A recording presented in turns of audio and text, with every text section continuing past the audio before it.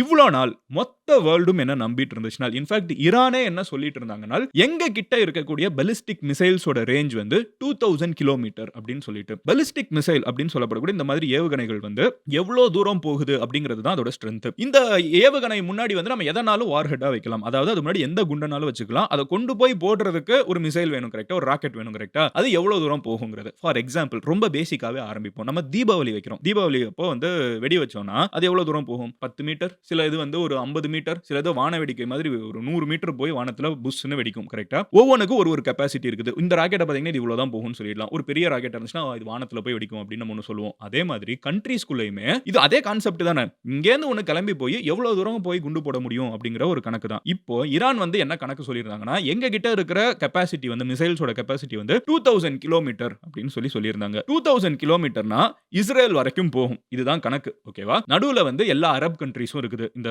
UAE, Qatar, Bahrain, Saudi இதெல்லாம் நடுவுல இருக்குது. ஈரான் இங்க இருக்குது. ஈரான்ல இருந்து இஸ்ரேல் கொஞ்சம் தள்ளி இருக்குது. ஓகேவா? நடுவுல நிறைய கண்ட்ரீஸ் இருக்குது. இந்த நிறைய கண்ட்ரீஸ் எல்லாமே வந்து அரப் கண்ட்ரீஸ்னு நம்ம சொல்லுவோம். இந்த மிடில் ஈஸ்ட்ல இருக்கக்கூடிய மத்த கண்ட்ரீஸ். சவுதி அரேபியா, யமன், ஈராக், ஈரான் அது இது யுனைட்டட் அரப் எமிரேட்ஸ், கத்தார் எல்லாமே நடுவுல இருக்குது. இந்த சைடு இஸ்ரேல் இருக்குது. ஈரானோட மிகப்பெரிய எதிரி யாரு?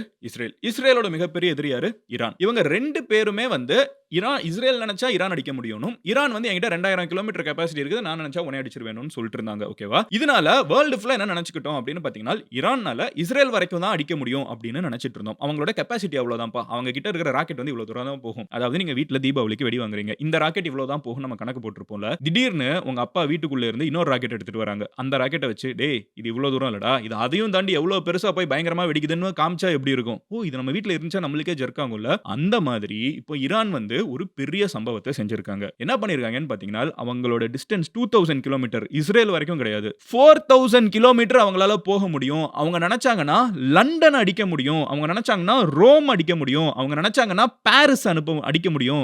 ஐஃபில் டவர்லாம் இருக்குல்ல, பாரிஸ் அடிக்க முடியும். மொத்த யூரோப்பையும் ஈரான் நினைச்சாங்கன்னா முடிச்சு விட முடியும் அப்படிங்கறத வந்து இப்போ ப்ரூவ் பண்ணி காமிச்சிருக்காங்க. என்ன மதன் சொல்ற? திடீர்னு 2000 எங்க இருக்குது? 4000 எங்க? டபுளா எப்படி அத பண்ணாங்க? என்ன நடந்திருக்கு அப்படின்னு கேட்டீங்கன்னா, இப்போ நான் உங்ககிட்ட சொல்ல ஆரம்பிக்கிறேன். என்ன மேட்டர் அப்படின்னு பாத்தீங்கன்னா, ஈரான் ஃபுல்லாவே வந்து கம்ப்ளீட்டா மலைகள், மலை பிரதேசம். ஓகேவா? மலை, பனி, அப்புறம் வந்து டெசர்ட். ஒரு வித்தியாசமான காம்பினேஷன். ஈரானோட நேச்சுரல் ஃபோர்ட்டே இது மேப்பே எப்படி இருக்கும்னு பாத்தீங்கன்னா, இப்போ நம்ம இந்தியாவுக்கு வந்து எப்படி இமயமலை வந்து ஒரு மிகப்பெரிய அரண். சைனா வந்து நம்ம கிட்ட ரொம்ப விளையாடாம இருக்கிறதுக்கு காரணம் இமயமலை தான். அதை தாண்டி வர்றது அவ்வளோ ஈஸி கிடையாது. ஈவன் 2026ல அது ரொம்ப சேலஞ்சிங்கான என்விரான்மென்ட். பாகிஸ்தானுக்கும் இந்தியாவுக்கும் நடுவுல பாத்தீங்கன்னா நிறைய மலை பிரதேசங்கள் இருக்குது. இந்த மலை வந்து நேச்சுரல் ஃபோர்ட்ரஸ் மாதிரி. என்னைக்குமே அது வந்து ஒரு நேச்சுரல் காம்பவுண்ட் வால் மாதிரி இந்தியாவுக்கு வந்து நார்த்ல இருந்துகிட்டே இருக்குது. ரொம்ப பெரிய நல்ல விஷயம் இந்தியாவுக்கு. ஈரானுக்கு என்ன மேட்டர்னு பாத்தீங்கன்னா, 4 சைடுமே அப்படிதான் இருக்குது. ஓகேவா? 4 சைடுமே நேச்சுரல் ஃபோர்ட்ரஸ் மாதிரி அவங்களோட மவுண்டன்ஸ் இருக்குது. அதை மீறி எல்லாம் உள்ளுக்குள்ள யாரும் போயிட்டு வர முடியாது. இப்போ ஈரான் என்ன பண்ணிட்டாங்கன்னு பாத்தீங்கன்னா, அந்த மலைக்குள்ளேயே வந்து மிசைல் சிட்டிஸை உருவாக்கி வச்சிருக்காங்க. இந்த மேட்டர் யாருக்குமே தெரியாது. இப்போதான் நம்மளுக்கே தெரிய வருது. மிசைல் சிட்டிஸ்னா இமயமலைக்குள்ள கொடைஞ்சு உள்ளுக்குள்ள ஃபுல்லா மிசைலையா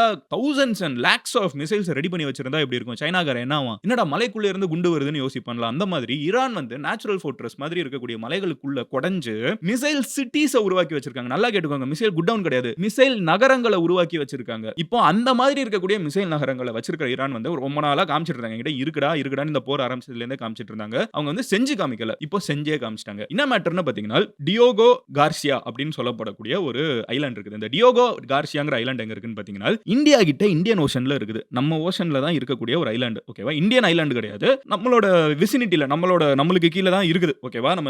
நம்ம தமிழ்நாட்டுல இருந்து நேரா போனா இத போய் முட்டிடலாம். அந்த மாதிரி தான் இருக்குது. இந்த டியோகோ கார்சியா அப்படின்னு சொல்லப்படுது. இந்த கார்சியா ஐலாண்ட் இருக்குல்ல, இது வந்து ஒரு யுகே யுஎஸ் ஓட ராணுவ பேஸ். இந்த ஐலாண்ட் ஃபுல்லாவே பாத்தீங்கன்னா அவங்களோட ராணுவம் தான் வந்து மேஜரா இருக்குது. இது வந்து அவங்க கடலுக்கு நடுவுல வச்சிருக்கிறதுக்கான காரணம். இத போய் ஏன்னா வெள்ளக்காரனா புடிச்சு வச்சிருக்காங்க அப்படின்னு பாத்தீங்கன்னா, இத வந்து இந்தியன் ஓஷன் அவங்க கண்ட்ரோல் பண்றதுக்கு. இந்தியன் ஓஷன்ல ஒரு பிரச்சனைனா இங்க இருந்து அவங்க வந்து லான்ச் பண்ணுவாங்க. இது வரைக்குமே பாத்தீங்கன்னா கூட ஈரான்ல வந்து தாக்குதல் நடத்துறதுக்கு எனக்கு இந்த இடத்துல பெர்மிஷன் வேணும்னு சொல்லிட்டு யுஎஸ் யுகே கிட்ட கேக்குறாங்க. ஏன்னா 2 பேருமே ஓன் பண்றாங்க இந்த ஐலாண்ட். ஓகேவா?